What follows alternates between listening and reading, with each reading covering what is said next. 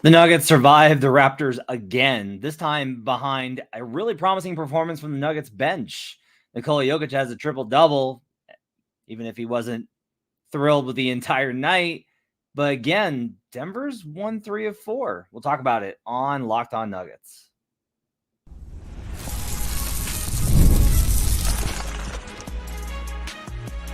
You are Locked On Nuggets, your daily Denver Nuggets podcast. Part of the Locked On Podcast Network, your team every day. Welcome to Locked On Nuggets, your daily Denver Nuggets podcast, part of the Locked On Podcast Network, your team every day. Thanks for joining us and making us your first listen. Appreciate being an everyday or checking us out Monday through Friday here. Whether you're listening to us on the podcast form, we're available wherever you get podcasts, or at youtube.com/Locked On Nuggets. You can join the live chat as we go live throughout the week. You'll have Swipa on Tuesday, give his thoughts on the win over the Raptors. And then on Tuesday night, we'll have another edition of No Jinx with me and Ryan Blackburn. Appreciate everyone being a part of this community. Today's show is brought to you by FanDuel. Make every moment more. You can start the season with a big return on FanDuel. New customers can place a $5 bet, and you'll get started with $150 in bonus bets if you win your first $5 bet. Visit FanDuel.com to get started. My name is Matt Moore. I'm coming to you on Monday night around midnight after the Nuggets get the win over the Toronto Raptors in another nail biter. They get the win in this one, 121-119, as RJ Barrett's final shot at the buzzer, well contested by Russell Westbrook. Raptors fans are going to feel it was a foul. Is no good. Rattles in and out and in and out and in and then out. And the Nuggets get the win. It feels like a very feel-good win. The big news from this one is that Aaron Gordon got hurt. 4 minutes into the game, he leaves with calf soreness and will not return with a calf strain. That's going to put his availability in doubt, not only probably for the Thunder game, but likely much of the homestand. Calf strains are one of those injuries you can't really mess with because it'll just pop back up and then he'll tear it. And so you got to be really delicate and just got to rest it. So the Nuggets could be without Aaron Gordon for a little bit. We'll see if Jamal Murray is able to go. No word on Murray yet. Instead, in this one, the Nuggets trailed for pretty much the entirety of this game. It was a pretty ugly contest the whole way through in terms of how the Nuggets played. This is one of those games where it's really hard to try and give an accurate assessment of Nikola Jokic, because I want to be like, God, Jokic was awful. Sloppy turnover, 7 turnovers, including a horrible one to Peyton Watson, where it goes on like, it looks like it was Peyton's fault for not expecting it when it was a terrible pass from a really weird angle that clearly Peyton wasn't going to be expecting in that situation. Jokic's defense was worse. Jakob Poeltl once again gave him the business, just absolutely torched him over and over again. Floaters, offensive. There was a sequence where Jokic just like watched him get an offensive rebound and put the floater back in, and it was all bad. Yeah, and then you should look at the end, and yeah, Nikola Jokic had 28 points, 14 boards, 13 assists, 10 of 22 from the field. Yep, that's how it goes because Joker's just a monster. And in the second half, he did push in the third quarter to kind of get this back within range. And the question was going to be if the bench would implode, and it didn't. And that was a really positive sign. The biggest story from this game outside of Gordon's injury is quite honestly that the Nuggets bench had itself a solid performance, led by the young guys. So Christian Braun once again does what Christian Braun is now doing every single night. Braun goes for 17 points on 7 of 11 shooting, 1 of 2 from 3. He hits a corner 3, a massive shot, 4 boards for him, along with 1 steal. He had a key steal late in this game. Braun continues to just simply be everything you could possibly want from him. If this is the normal for Christian Braun, the Nuggets are in great shape for them to be a 50-win playoff team. If this is the low part for Christian Braun, the Nuggets have another all-star on their roster potentially.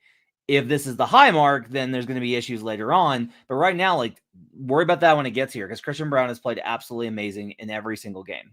He's been the most consistent Nugget, and he's been great. Nikola Jokic talked about that after the game, about the biggest thing for Christian being that he wants to see him be consistent, because it's hard. And that really is true, that you can have moments, but you have to learn to be the same guy every single night. And that's what I think has been impressive about Christian, is he has been every single game. Peyton Watson. All right, so Peyton missed most of the preseason with the hamstring injury, and we've talked a lot about how like he just looks lost. And I said, like, look, you're going to have to give him time because he's going through the same thing that Christian did last year when he was hurt in preseason. Well, lo and behold, Peyton Watson had a phenomenal night. 16 points, first off. That's just great anytime. 4 of 7 shooting. 7 of 9 from the stripe. He made his free throws. 3 boards, 1 assist, 2 steal, 2 blocks. An incredible block. But the 1 of 2 from three-point range, he hits a massive corner three. An absolutely huge play. That was a great look on a good sequence. Phenomenal play. And MPJ makes an extra pass to get him that shot in the corner, and he knocks it down. And that was a huge play. So Christian Braun, Peyton Watson. How about Julian Strawther? Strawther was only 4 of 10 in this game, but I love the way that the Nuggets looked with Strawther on the court because Strawther's able to hit runners and leaners and floaters and threes. Like he was 2 of 4 from 3-point range. Strawther wound up -1 in this game, but Jokic wound up -1 in this game. Strawther was really great in terms of providing some offensive spacing in this game. So the young guys all played really well. I'll talk about Zeke Nnaji in a little bit. And then you have Russell Westbrook, who in this game goes for 21 points on 6 of 10 shooting. Yeah, he's 1 of 5 from 3, but guess what that also means? He was 5 for 5 inside the arc. If you get that plus 8 of 10 from Russ, that's the game you want. 21 points, 6 boards, 6 assists for Russ filling in for Jamal Murray, 1 steal, 1 block. Russ was terrific in this game. When he hits his shots, it all looks great because the defense is terrific. Russ is a great defender now, which is really crazy considering where his defense was like 4 or 5 years ago. But he was absolutely awesome. It was really great. The Nuggets play with a lot of pace. They play with a lot of chaotic intensity, and it worked out in this game. Now, before I don't want to like take away from it because I think anyone that you get down 2 starters is a good win in the NBA. This is a home win versus a team that's probably going to wind up under 500. That's a good win, right? It was also a really good opportunity against this team. And Malone had to play the young guys because the starters were hurt. But he also experimented with lineups, and he wound up closing with the young guys. He didn't close with Russ. He closed with Strawther. And he didn't close with any of the other like really veteran dudes. He gave the young guys an opportunity, and they were able to close this game out. And that's a good thing. And now if they hadn't won, if Barrett's 3 drops in, or they call the foul, then this whole thing, the vibes turn, and it's like, you just lost to the Raptors after going to overtime with the Raptors and the Nets. And, losing to the Wolves, the Thunder, and the Clippers. And you got OKC up on deck. Not great. But they did get the win. Sometimes it's just as simple as that you get the win and you build off those vibes, and that's how you go about your business. And I think that the Nuggets really needed a game like this that was a feel-good win under some adversity. Jokic is really frustrated all night. He was yelling at Strawther about being in the wrong spot. He was exasperated with his own turnovers. Like, he was just annoyed. And yet, at the end of the game, like, they came away with a win. And it's like a feel-good moment, I think, for the team. So there's a lot of positives, I think, to take away from what is ultimately like a close win versus a team that they should beat handily. But that's not where Denver is. Before the season, I talked a lot about this. I was listening to Mahrez on DMVR, and he was kind of saying the same thing. I said, like, look, it's not going to be, like, it's going to be stressful this season. It's going to be hard. But the Nuggets could be better by the end than they are now. And if they are, you're going to be in a different spot. This was a step towards that. Peyton Watson took a step towards getting back in the rotation and looking like himself. Julian Strawther continues to assert himself. Christian Braun is good. Again, we'll talk about Zeke in a little bit. So all these things kind of together is like, this is all really positive. It was a really good game for all the young guys because you know what the starters are. Like, regardless of your feelings on Jamal or anything else, the Nuggets have a 132 offensive rating when Jamal's on the floor. That is liquid molten metal. And the starters are plus 14.9. That's better than the last 2 seasons, including the title season. Like, the starters are on track for where they need to be. Getting a game like this where you got these contributions from the bench guys, absolutely massive. On the other side, we'll talk about Zeke Nnaji. We'll talk a little bit about that. Plus, we'll talk about what does this look like with the injuries kind of piling up and what the Nuggets are going to be forced into. We'll talk about that on the other side here on Locked On Nuggets.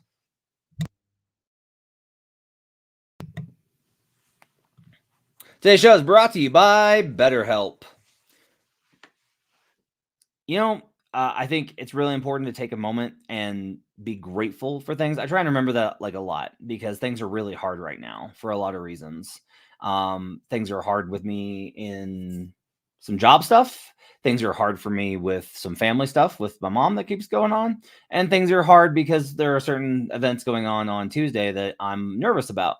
And so it's like really hard, but I try and be grateful for the good things. I try and be grateful for stuff like my daughter had a killer basketball game on Saturday. She had 6 deflections, 2 steals, 4 rebounds, 2 points, including the go-ahead bucket. I'm grateful for that moment, getting to share that with her. She was so excited to score. I was excited because she played good defense.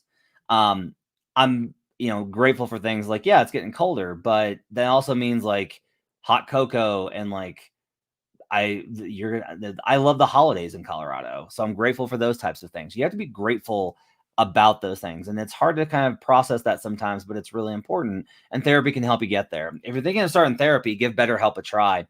It's entirely online, designed to be convenient, flexible, and suited to your schedule. Just fill out a brief questionnaire to get matched with a licensed therapist and switch therapists at any time for no additional charge. Let the gratitude flow with BetterHelp. Visit BetterHelp.com/LockedOnNBA today to get 10% off your first month. That's BetterHelp, HELP.com/LockedOnNBA. We're also brought to you by FanDuel. Get ready to tackle the NFL action with FanDuel, America's #1 sportsbook. Right now, new customers can bet $5 and get $150 in bonus bets if you win. I had a terrible NBA night on Monday. I went 2-10. It was rough. I got hit with stuff like, I'm going to bet the Cavaliers -6.5, but I'm going to have a parlay with the Bucks money line because I really like the spot. Yeah, the Cavs won by 2 and didn't cover. So that was a nightmare. I got hit with all sorts of bad beats, but there's so much fun stuff to bet. I did bet Nikola Jokic to win MVP and Evan Mobley to win most improved player in a parlay at FanDuel, which you can do, which was a big price. When you get a hunch in the middle of the game, you can check out the latest stats, view live play-by-play data, and more on the same page where you place your bets. Visit FanDuel.com to join today. You'll get started with $150 in bonus bets if you win your first $5 bet. That's FanDuel.com. Never waste a hunch and make every moment more with FanDuel, official sportsbook partner of the NFL. We'll be right back on Locked On Nuggets.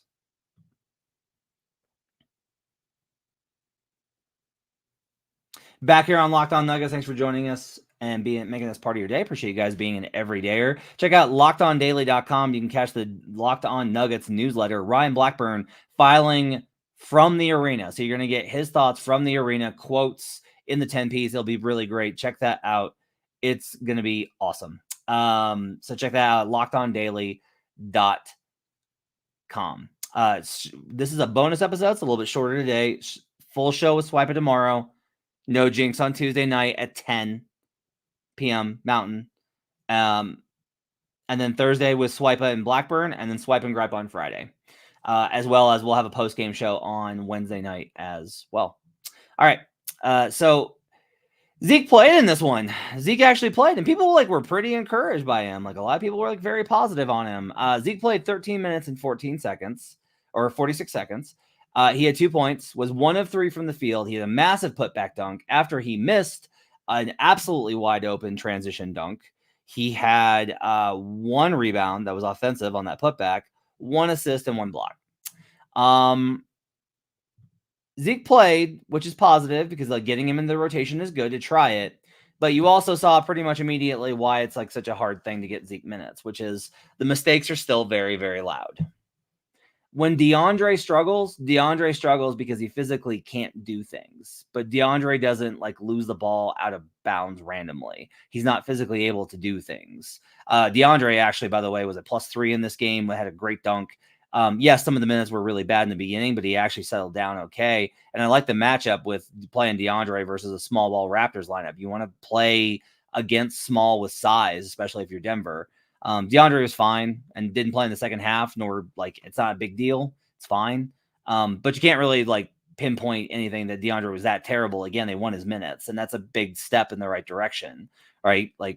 DeAndre doesn't get the boost of playing next to Jokic, which is not to say again that I think that DeAndre needs to play more, but instead of kind of point out Zeke can have a better night and do some good things defensively, and it still be yeah, but, and that's the problem with Zeke is everything is a yeah, but. Now, if he can get to where it's like, no, okay, there weren't as many yeah buts tonight. You know, he didn't have bad mistakes. He didn't have turnovers. Didn't miss a dunk. I love the way that Zeke's playing. I liked it last year. I think he's playing with aggression and more focus. I think he looks a lot more dialed in. I think there's good opportunity here. I didn't necessarily love the matchup for him tonight versus this Raptors team, but I think it's good enough for him to be able to compete and actually get an opportunity, and anything that he can do in order to get out of the doghouse and then maybe recoup his trade value, if nothing else, I think is pretty good. So that was, I think, the big takeaway there with Zeke is, hey, he got some burn tonight, and everyone that wanted Malone to play him, no Dario, played Zeke, got your wish. It was okay. It was not great, but it was okay. MPJ was quiet in this one, 19 points. Like, he was the third biggest scorer on the team behind Russ and Joker, but 19 points on 16 shots, 7 to 16, only 3 of 10 from 3, missing wide open threes again, but he had 9 boards. I've loved the way that MPJ has really attacked the glass in this season. Like, he really is becoming a better consistent rebounder. I think that's a really big deal. Hunter Tyson was the one guy on the bench that really didn't play well. 15 minutes for Tyson. He only got 1 shot up, missed it. No points, -2, only 1 rebound. That's the whole thing, is like, Hunter is going to talk a lot of trash, which he did with RJ Barrett, got into it with him. And then if he's not hitting shots, it's like, what are you doing? Like, what do you contribute? And I think that's something to kind of keep in mind. That said, I did think the Nuggets got a lot better defensively in that second half. Even with Jakob Poeltl again had 24 points, just really did just tear Jokic to pieces. Grady Dick was great early on, but really quiet in that fourth quarter. Thought that was good. There were some real calculated mistakes, I thought, from the Raptors coaching staff in this one. They didn't call timeout when they had an offensive rebound and a chance to reset for a go-ahead score. Like, there was just like little things that Darko continues, I think, to struggle at, that Malone doesn't really get wrong almost ever. So that's kind of a difference, I think, in this game. The Nuggets now, they sweep the Raptors, but they win both of these games by a single possession. And there will be a temptation to be like, hey, I think the Raptors are pretty good. Everyone competes early in the season. Like, that's one of the things that I think that makes it really difficult, is by January, the bad teams are like, yeah, no, we know we're bad. Like, we're just filling out games because we know where we're going. And they're working on individual games and stuff like that. The Raptors definitely are, like, legitimately trying. Like, they are legitimately trying to win right now. And they're not going to do it, and they're going to have a lot of trouble, and Denver should beat them by more. Like, if Denver was where it needed to be and was healthy, Denver would have won this game by double digits, but they're not there yet. But the reality of them being able to get a win anyway indicates that they're not behind it. And if you want to know, like, what the counter to that is, look at the Bucks, right? The Bucks are in free fall. They've lost to the Bulls, and they've lost to the Nets, and they've lost to these teams that Denver has beat, the types of teams Denver has beat, because they do not have that ability to kind of reach down, dig deep, and find a way. Like, you do have to have something ephemeral where you're able to find a way to win. And Denver found a way to win this one without Jamal Murray and without Aaron Gordon. Their chances of doing so versus the Thunder are much, much lower. That's a different kind of challenge. But even against the Raptors, it is not a shoo-in for you to win that game. Like, the Raptors will catch teams this season, and they could have caught Denver, but Denver did enough in order to get this kind of a win. And that, to me, I think, is really important. All right, that's going to do it for Locked On Nuggets. Quick episode here recapping the Nuggets win over the Raptors. Tomorrow, catch Swipa's thoughts on this game as well as where Denver is at. His show will be up in the morning, and then we'll be on we'll be on No Jinx on Tuesday night at 10 p.m. live on youtube.com/LockedOnNuggets. Hope you guys have a great Tuesday. Enjoy the win, and we'll see you guys again next time on Locked On Nuggets.